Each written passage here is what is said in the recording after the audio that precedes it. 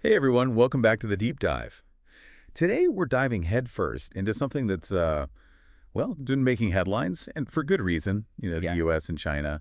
Yeah, they're kind of at it again with this whole trade war thing. Yeah, kinda is putting it lightly. This time it feels like, I don't know, there's more at stake. Right, and it's not just about, big companies and abstract economic indicators. Yeah.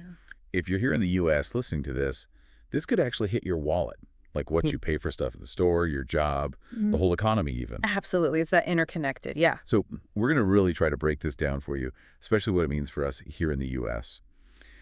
Okay, so the big news. President Trump, just a few days ago, threatened to, seriously hike those tariffs on Chinese goods. And we're talking almost double. Double. And some analysts are even saying if this all goes through, the total tariffs on most things we get from China could hit over 100%. Like 104% is what's being thrown around. Wow, 104%. That's a lot. So what does that actually mean for, the average person? What kinds of things are we talking about here? Okay, so think about, well, pretty much everything electronic. Your phone, your laptop, even down to the batteries in your electric car. Oh, wow. Okay. Yeah. And then there's all the stuff like toys, video game consoles, those sorts of things.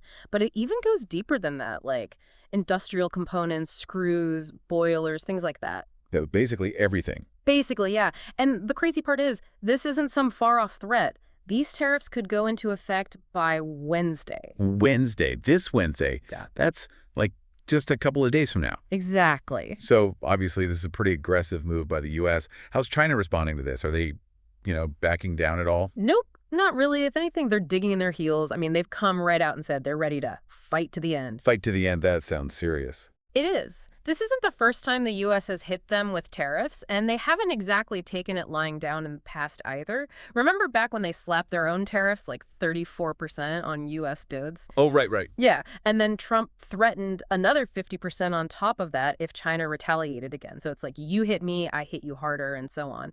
Things could escalate really quickly. It's a dangerous game for sure. Yeah. So beyond just the talk and the threats, what's China actually doing to, prepare for this? Well, they're making some strategic moves for sure. First, they've let their currency, the yuan, weaken a bit. Okay, and what does that actually do? Well, even with higher tariffs, Chinese goods might still be cheaper compared to, say, US-made stuff. It's all about how the currencies compare. Then there's been news of state-run businesses in China buying up stocks in their own companies. That's probably to try and keep their stock market stable, prevent a big crash because of all this uncertainty. Makes sense. So they're sort of playing defense, but also trying to stay competitive. Exactly. They're trying to soften the blow at home, but also keep their exports attractive on the global market. Okay, so we got these two superpowers, both making some pretty big moves. What are the experts saying about all this? How do they think this is going to play out?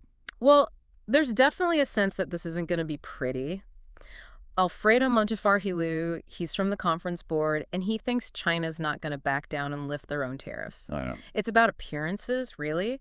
If they do that, it would look weak, like they're caving to U.S. pressure, and that would give the U.S. even more power in future negotiations. His take is that we're in for a long haul, and it's going to be painful for both sides.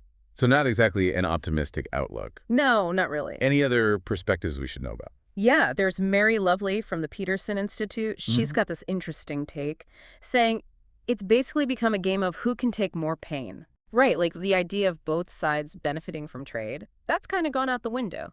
Now it's about whose economy can handle the hit from these tariffs for longer. And she thinks that China, even with its own economic issues, might be willing to really push it to avoid what they see as the U.S. basically bullying them. It shows you it's not just economics, it's politics too. Yeah, national pride and all that. Yeah. Yeah, so we've talked about the U.S. and China, but what about the rest of the world? I mean, these are two huge economies. Surely this has got to be affecting other countries too, right? Oh, absolutely. Global markets, they kind of freaked out when this news dropped. Especially in Asia, stock markets took a big hit.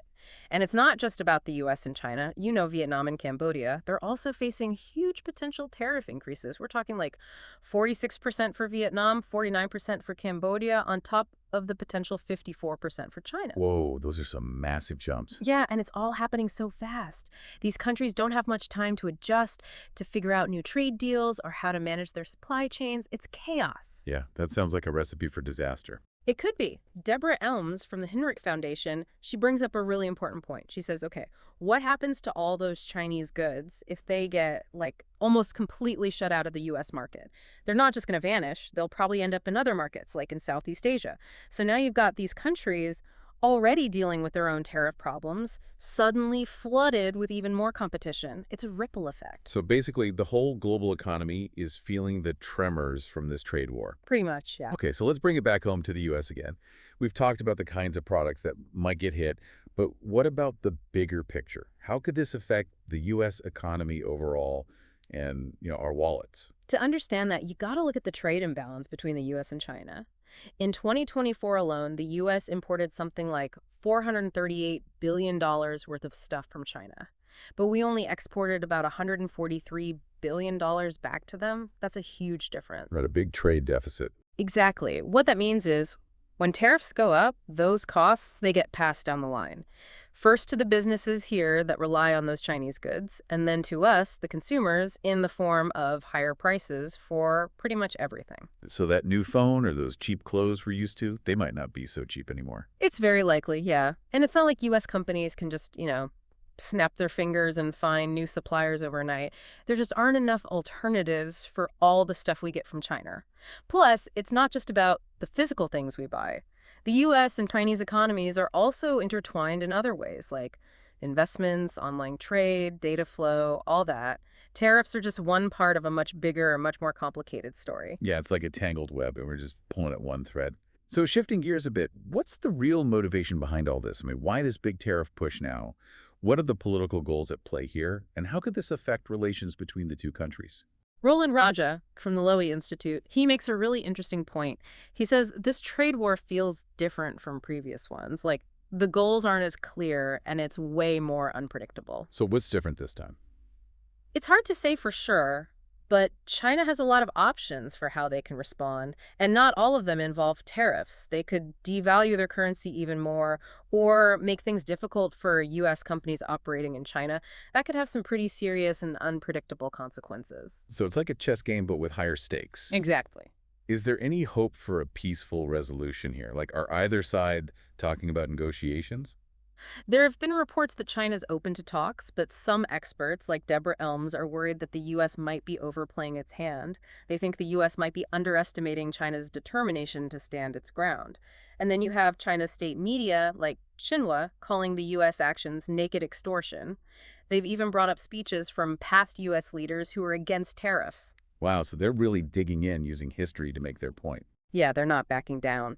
But then on the U.S. side, you've got people like Treasury Secretary Scott Bessent saying they're confident negotiations will eventually lead to lower tariffs. He even thinks China's making a mistake by retaliating because they trade so much more with the U.S. than we do with them. So it's like two completely different interpretations of the situation. Exactly. It's really hard to say how this is going to play out. Okay, so we've covered a lot of ground here. What are the key takeaways, especially for those of us here in the U.S.? What should we be paying attention to as this trade war unfolds? The bottom line is the U.S. and China are in a serious trade dispute, and neither side seems willing to back down anytime soon. That means a lot of uncertainty for the economy, not just for the U.S. and China, but globally. And that uncertainty could mean higher prices, job losses, and all sorts of other problems for Americans. And that question we started with about who's going to bear the brunt of this, it doesn't sound like there's an easy answer. Nope. It's not just about the tariffs themselves. It's about the other actions both sides might take and how the global economy, which is so interconnected, will react. There are a lot of potential consequences we haven't even considered yet. It's definitely a lot to think about. So for everyone listening, here's a question to ponder. We're facing this really complex economic situation with the potential for things to get worse, and our economies are all tied together in ways we can't always see. What can businesses and consumers here in the U.S. do to adapt? What kind of creative solutions or strategies can we come up with to navigate this, well, this pretty murky future? That's something for all of us to think about. Thanks for joining us on the Deep Talk today.